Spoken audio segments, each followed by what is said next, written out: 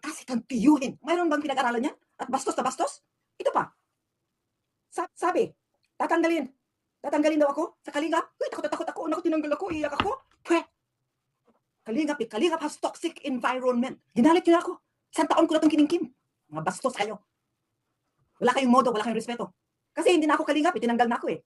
Oh my goodness, baka hindi na ako makakain. Hindi na ako member ng Kalingap, wala na akong makain. Saan ako kukuha ng pera? Che! You deserve it. Hello mga sangkay, mga kalingap! Welcome back to my channel. Ito po mulang yung sangkay na si Sangkay Loans muling nagbabalik. Kumusta? Kumusta kayong lahat? Sana nasa maayos na kalagay ng lahat. Mapadito sa Pilipinas or sa nasa ibang bansa, dobling ingat tayo, no? So mega love shoutout sa inyong lahat sa Team Sangkay Original, Team Sangkay Sponsors, Team Kalingap, Kuya Val, Ate Edna, Kalingap Rob. Sa lahat ng aking mga followers, supporters, and subscribers, sa mga lolos, lolas, FWs, and PWDs. Mega love shoutout sa inyong lahat. And of course, I love you all. Ayan. Mega love shoutout din sa aking mga sponsors. Kay Tita Bing. Ang kanyang YouTube channel ay Horbin TV Vlog. Subscribe po natin. Ang tita kong Vayot, si Tita Mina Jaramillo. Si Mamita ng San Diego, California. Si Manay Tere ng San Diego, California din. And kay Tita Sapia Dido ng Paris, France. At sa lahat ng mga nagmamahal kay Sangkay, mega love shoutout sa inyong lahat. Ngayong araw nito mga Sangkay, gagawa ko ng reaction video. Ito patungkol doon sa naging live no ni Mighty Emmy. Na sabi ko nga dyan sa thumbnail ko, parang bomba na sumabog. So meron akong audio clips ipanunod sa inyo. Then after natin na mapanood, magbibigay ako ng opinion or kuro-kuro patungkol dito. Tara mga Sangkay, mga kalinga, panoorin natin. Leadership is like dictatorship. Nasabihin mo yung gusto mo, ganito, ganito. Ano pa ba yung sinabi mo, ha? Ito, sabihin ko sa'yo. Pupunta ka doon. Ito, ha? Kasi ako hindi views na, ha? Ito, nagkamali kayo. Pinasok niyo ako sa views. At ako hindi nakalinga. Ang sabi mo, lahat pwedeng sagasaan ng views para tayong atomic bomb. See? Si Hitler lang ang pwedeng magsalita ng ganyan. Si Hitler lang. Nagkamali ka ng paglagay mo sa akin sa views. Tapos sabihin mo sa akin, tinanggal mo ako, dinagtawanan yung mga member dyan ng views. Wala na si Emmy Tuman, si Mighty Emmy. Ganyan yung mga ugali na nilagay mo dyan sa loob ng views. Yun ang mahalaga sa'yo. Yun ang iyong sinusuportahan. Yun ang iyong mahal. Gusto mo yan kasi nakukontrol mo sila. Mas mahalaga pa sa'yo ang ibang tao kasi sa iyong sariling dugo. Bakit hindi mo muna kinausap si Owie? Sensitive sa Owie. Kinausap mo muna sana siya na gusto mo nang tanggalin si Roel dyan. Okay sa akin na tinanggal mo siya. Pero ang totoo, excuse me, I repeat myself. Ang totoo, ang company, ang mother company, hindi tinatanggal ang sister company. Sira ulo ka pala. Ang company, ang sister company is included. Meron silang, kung makasano yung nanay, tapos may pusod. Talagang kinat off mo. Tinanggal mo, ginapit mo. Para gusto mo, sige, pagdaw ka na lang, Rochelle. Ano na kayo, ang beses mo sinabi niya na, umalis na. Anong kasi kang tiyuhin? Mayroon bang pinag-aralan niya? At bastos na bastos? Palagi na lang akong iniinsulto? Ito pa, sabi, tatanggalin daw ako sa Kalingap. Uy, takot na takot ako. Naku, tinanggal ako, iyak ako. Pwe, Kalingap has toxic environment. Gustong-gusto nyo ng issue, gustong-gusto nyo na magsisiraan, gustong-gusto nyo magbabangayan, magmumurahan. Yan ang gusto nyo para magkaroon kayong views. Kasi naniniwala kayo dahil sa mga issue. Nagkakaroon kayo ng views. Dahil nagkakamali kayo. Siguro yung mga tao dyan, mga viewers yan, magising na sa katotohanan na huwag panoorin yung mga toxic, yung mga views, mga live stream nyo na ang mga ginagawa lang ay puro bad vibes, puro paninira. Puro pagsisinungaling, hindi naman totoo na mayroong one Kalingap, one family. Wala yun, hindi totoo. Ako lang palagi nagpupush. Ginalit nyo na ako. Isang taon ko na itong kiningkim. Kinausap mo ba ako nang nandiyan ako sa diet? Wala. Kinausap mo ba kami? Wala. Mga bastos kayo. Wala kayong modo, wala kayong respeto. Sayang lang yung perang ginastos namin dyan. So, ang ibig sabihin ng views, okay? Ibig sabihin ng views. Ito, kasi hindi na ako Kalingap, tinanggal na ako eh. Oh my goodness, baka hindi na ako makakain. Hindi na ako member ng Kalingap, wala na akong makain. Saan ako kukuha ng pera? Che! You deserve it. Huwag nyo akong gagalitin. Huwag nyo ako yung paglantaran sa inyong live stream. Akala nyo nakakatuwa kayo. Lumalabas lang na kayo ay hindi marunong maging professional. Wala kayo. Pinapalabas nyo na kayo ay, ang tawag yan? Yung sa kanto. Pero hindi ko gustong gawin yan. Kasi yung sa kanto, baka mayroon pang pinag-aralan yun. Baka mayroon pa yung ang mga Carol. Hindi nyo ba alam na sa loob ng Kalingap, ang Carol, ang Rochelle ay dinidiscriminate ng Kalingap? Hindi mo binibigyan ng open support. Mula na maging active ako dyan sa Carol, doon ko na-feel na may division. Ang Carol ay takot na takot sa kay Kuya Bal. ang Carol ay walang support. Diba? Ang mga magagaling mo dyan at matatapang na yung mga reactors na nandyan sa views na pinagmamalaki mo. At sila naman ay akala mo kung sino magsalita dyan. Kita ko kaya, nababasa ko kaya. Akala, dahil sila nalagay sa views, akala mo they're somebody. You're nobody. All of you nobody. Walang somebody to. You're all the same. We're all equal. Kung magbuli kayo. Pero pag iyong mga kasamahan, yung iyong magagaling, na ibang mga, hindi ko sinasabing lahat dyan ay mga salbahe dyan sa views. Marami din yung mabait dyan, marami din yung dyan. Pero meron dyan mga 4 o 6 na akala mo kung sino, magyayabang. Wala namang kaalam-alam. They're just little fish in the little bowl of water. So yung mga sangkay, mga kalingap, at napakinggan no, or napanood natin yung kapirasong kinuha kong clips doon sa live ni Mighty Emmy. O sino yung hindi pa nakapanood dyan, no? 2 hours yun na kanyang live. Pero bago ang lahat, no, bago ako magbigay ng opinion or kuro-kuro patungkol dito, syempre mawawala ba yung yung pick-up lines ni Sangkay? Kung si Red Zane nilagyan ko ng pick-up lines, syempre may pick-up lines din ako dito kay Mighty Emmy. Here we go. Mighty Emmy, New Year na ba? Sagot, bakit? Kasi, dami mong pasabog eh.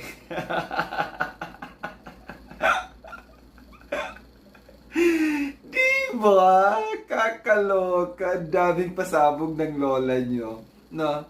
So, nakita natin no, sa mga nakapanood ng live ni Mighty Emmy or kahit dito sa aking ipinood sa inyo na clips, no, nakapirasong clips lang to. Makikita natin no, na yung galit ng emotion ni Mighty Emmy dito kay Kuya Val, hindi lang kay Kuya Val, kundi ni lahat na niya, pati tayo ng mga kasama dito sa views, no, sa views na group, no, galit na galit siya, and in-insult pa tayo. Sabi niya, they're all just a a small fish in a little bowl, di ba?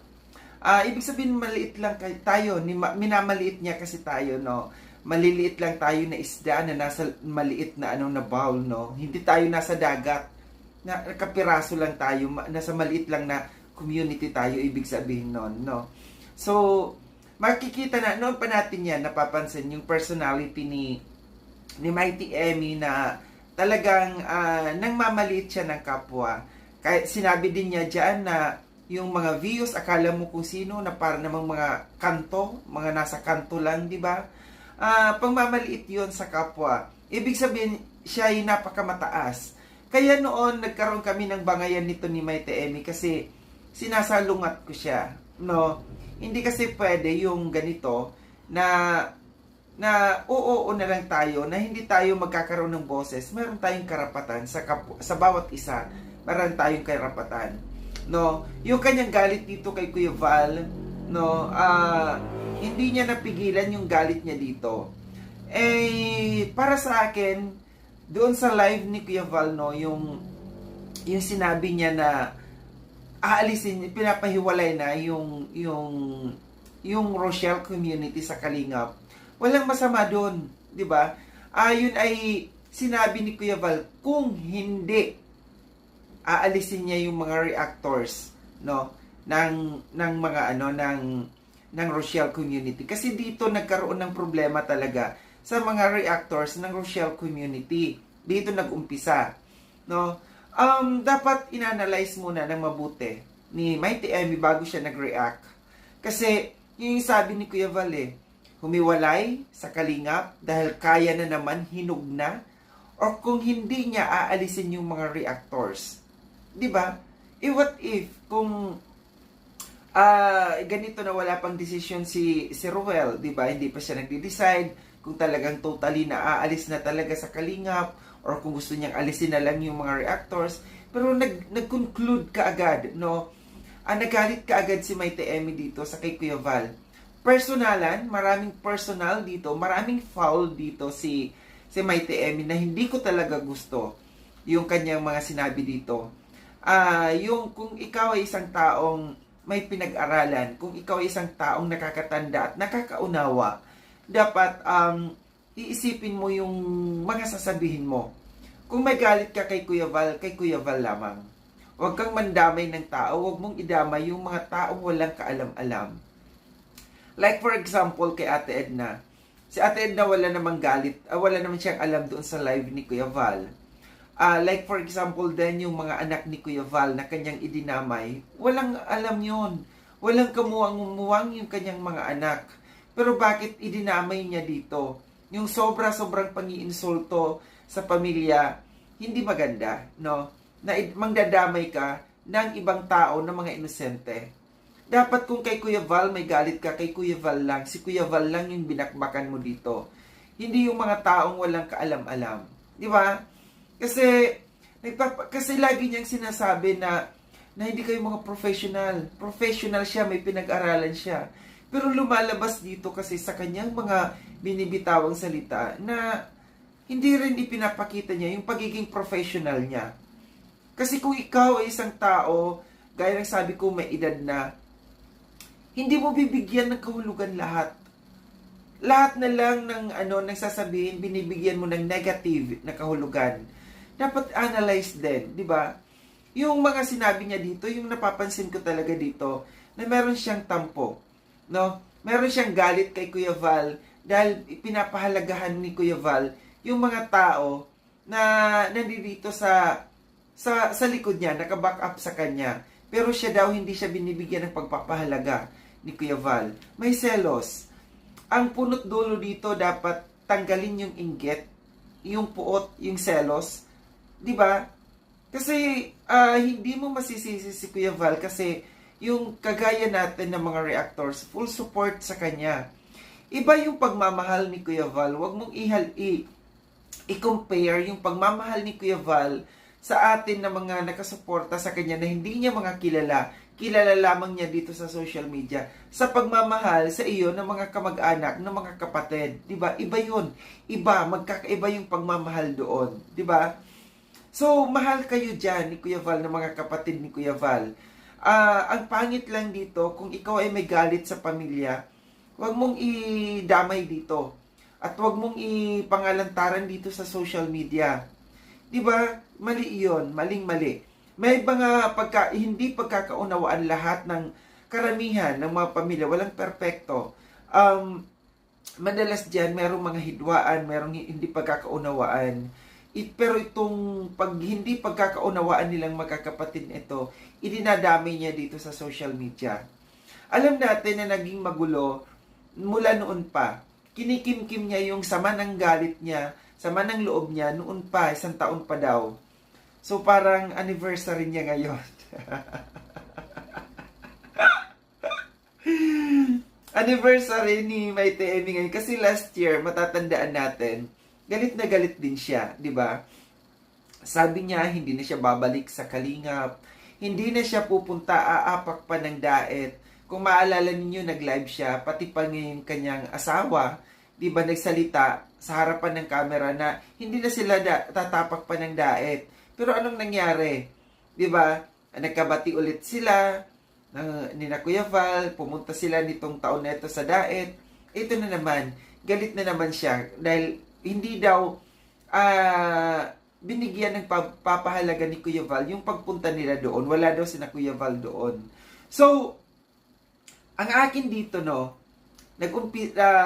tuwing pumapasok kasi si Maite Emi dito sa Kalingap, nagkakaroon ng kaguluhan, nagkakaroon ng problema. Ang mali lang kasi na nakikita ko dito kay Maite Emi, kagaya ngayon, no, na ipinasok siya sa Vios, sa GC ng Vios, then tinanggal ni Kuya Val. So naapektuhan yung kanyang ego. Yung kanyang ego dito naapektuhan pagka siya tinatanggal sa mga GCs, no. So ang gusto kasi ni Maite Emi dito, gusto niya powerful siya. Gusto niya may power siya. Gusto niya may boses siya. 'Di ba? Kaya siya tinanggal dito sa Vios kasi sa mga hindi nakakaalam, nasa loob kasi ako ng GC, naglalapag na naman siya ng mga rules. So, ginagaya na naman niya yung mga ginaya niya noon nung sa MERD. So, naglalapag siya ng rules na which is hindi naman siya doon, officer sa loob ng Vios. Bakit ka maglalapag ng rules? Bakit mo kinakailan manduhan yung mga tao na wala ka namang power? So, yun yung gusto iparating kasi ni Mighty Emmy. Ops, Mighty Emmy to. Kapatid ito ni Kuya Val. Kailangan may power ako. Kailangan makinig kayo sa akin. Kailangan masunod kayo sa akin. Kailangan lagi akong tama. Yun yung nakikita kong personality ni Mighty Emmy. Na hindi niya nakikita. Of course, hindi yan naamin. Kasi syempre, ma-pride siya eh. Kagaya sa akin, di ba, dati. Nung matinding away namin na tinatawag niya akong walang pera, tinatawag niya akong dito lang sa YouTube kumikita, na hindi naman niya alam kung ano nga ba ang tunay na pagkatao ko, kung dito nga lang ba talaga ako kumikita, di ba? So nagja-judge siya kaagad ng tao. Yun yung mali. Ito yung dapat na maunawaan ni Mighty Emmy, na dapat lumugar ka sa tamang lugaran mo. Kasi iba si Kuya Val ang founder. Si Kuya Val ang kilala ng mga tao, pumasok ka lamang dito. Para i-acknowledge as nakakatandang kapatid ni Kuya Val, pero hindi ibig sabihin na lahat ng tao magbabaw sa'yo. Susunod sa iyo. Yun yung mali ni Mighty Emmy na tapos sabi niya, nandito si Ruel. Alam nyo, hindi siguro sa mga nakakaalam na mula't umpisa, na naging anti-Rochelle ito si Mighty Emmy noon pa. Noon, di ba? Kina Ruel. Naalala ko nung nasa Baguio kami noon, nung birthday ni Kuya Val last year, nagkausap kami ni Ruel, at si Kuya Brooks, personal kaming nagkausap, na may mga pinag-usapan kami patungkol dito sa kay Mighty Emmy, yung sama ng loob nila kay Mighty Emmy. Yun yung time kasi na yun na anti-Rochelle si Mighty Emmy. Pero sa ngayon, nagbago ang ihip ng hangin. Love na love niya yung Rochelle. No? Alam niyo kung bakit niya super love yung Rochelle? Kasi nabigyan siya ng pagkakataon na parang siya yung namumuno dito sa Rochelle. No? Siguro, ang nakita ko dito na inggit kasi siya na mayroon ng Team Brooks. Si Kuya Brooks may power dito sa Team Brooks. So, nasaan si Mighty Emmy? Wala. 'Di ba? So, yung ego na naman niya, natatapakan na naman. So, ang ginawa niya, dito siya kumampi sa kay Ruel para siya yung i-acknowledge na siya yung founder dito sa Rochelle. 'Di ba? Ito yun yung analyzation ko dito. Sabi niya, nung pumasok siya sa community ng Rochelle, doon niya nakita na may division. 'Di ba? Doon lang nagkaroon ng division kasi pumasok ka. At totoo naman, no, diyan kasi sa sa Rochelle community, sa team ni Ruel, aminin man nila o hindi, yung mga reactors nila diyan, at saka yung mga charity vloggers nila diyan, hindi naman talaga nagsusupport na dito sa Kalingap. Nakafocus na lang siya doon sa community ng Rochelle. So, yung mga reactors nila dyan, wala silang pakialam. Banatan nila yung mga dapat nilang babanatan na mga reactors pagka meron silang nakikita. Pero hindi naman talaga sila nagsusupport dito kay Kuya Val at saka kay Kalinga Prab. Which is tama lang, gaya ng sabi ko kahapon na tama lang naman na humiwalay sila dahil yung mga nakapalibot dyan kay Ruel, wala na silang pakialam sa Kalingap. Diyan na lang umiikot ang kanilang mundo sa Rochelle community. So, yun yung hindi nakita ni Ruel. Na dapat, naisip ni Ruel, bakit nga ba? No? Parang may sarili na silang mundo sa community nila. So, dapat kung ganon, na yung mga nakapalibot kay Ruel, nakita ni Ruel na ganito ang nangyayari, dapat pinaalalahanan niya yung mga nakapalibot sa kanya. Support pa rin tayo kay Kuya Val kasi kalingap tayo. Hindi niya na-anticipate na mangyayari yung ganito, na magde-decide si Kuya Val na ihiwalay sila. So, anong mangyayari? Ngayon, kung magdesisyon si Ruel na humiwalay sila, good.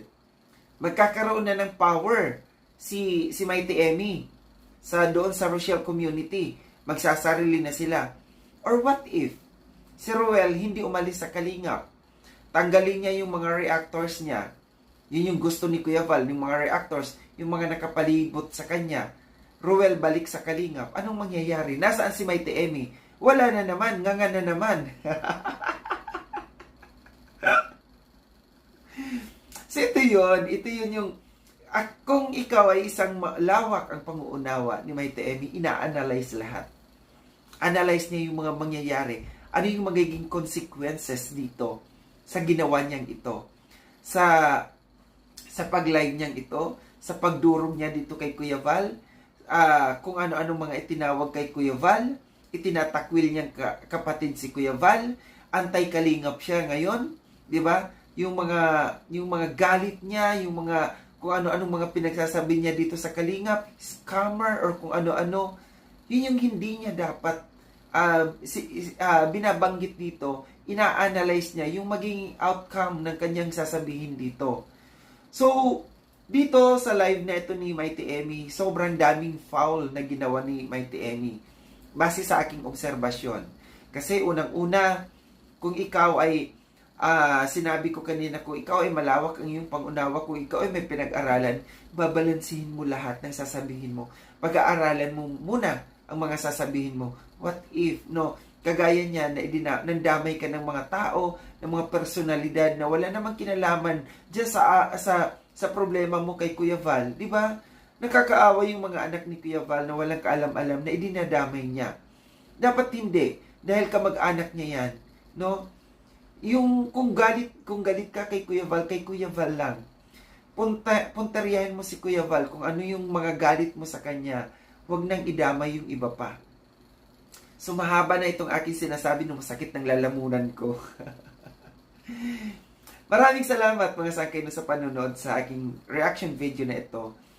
Sa mga hindi pa nakapag-subscribe kay Sangkalon, subscribe na po ako. Click yung notification bell para updated kayo sa lahat ng mga videos na aking gagawin. Like and share itong video na ito mga sangkay. Kita-kits tayo ulit sa susunod na video na aking gagawin. Ingat kayo sa ang dako ng mundo bang kinaroroon. Paalam na mga sangkay, mga kalingap, paalam.